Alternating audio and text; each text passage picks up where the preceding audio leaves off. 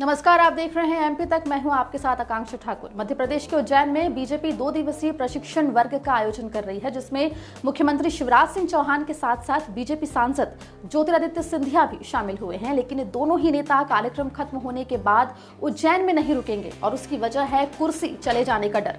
आप सभी को पता है कि उज्जैन महाकाल की नगरी कहलाई जाती है और महाकाल की नगरी को लेकर ये धारणा है कि यहाँ कोई राजा नहीं रुक सकता। मान्यता है कि अगर कोई राजा, मुख्यमंत्री, प्रधानमंत्री या कोई जनप्रतिनिधि उज्जैन में रात गुजार लेता है तो उसकी सत्ता चली जाती है।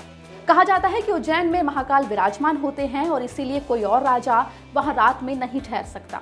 आपको बता दें कि देश के चौथे प्रधानमंत्री मोरारजी देसाई जब महाकालेश्वर मंदिर में दर्शन के बाद उज्जैन में महज एक रात रुके थे, तब अगले ही दिन मोरारजी देसाई की सरकार चली गई थी।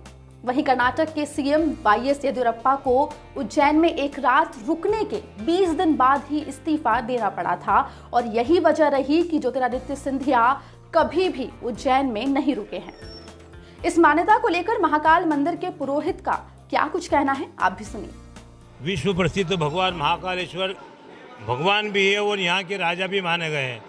भगवान महाकालेश्वर को राज इसलिए दिया गया है कि यहाँ की जो संपत्ति है उसमें भगवान महाकालेश्वर का ही नाम सबसे पहले लिया जाता है। उसी तारतम्य में जो भी यहाँ पर दर्शन करने राजा महाराज आते हैं, पहले तो ये परंपरा थी कि कभी भी एक रात को रुकते थे तो दूसरे दिन उसको तकलीफ पड़ जाती थी, घटना दुर्घटना में वो हो जाते थे। बाकी वर्तमान में भगवान महाकालेश्वर की भजन पूजन करने से थोड़ी ये स्थिति समाप्त हुई है। महामृत्युंजय की जप करे हैं, महामृत्युंजय का पाठ करा है, भगवान महाकालेश्वर की स्तुति करिए। भगवान महाकालेश्वर को राजा मानते हुए दूसरे राजा यहाँ पर रुकना उचित नहीं समझते और रुकते भी नहीं है। यही परंपरा कई सालों से चली आ रही है।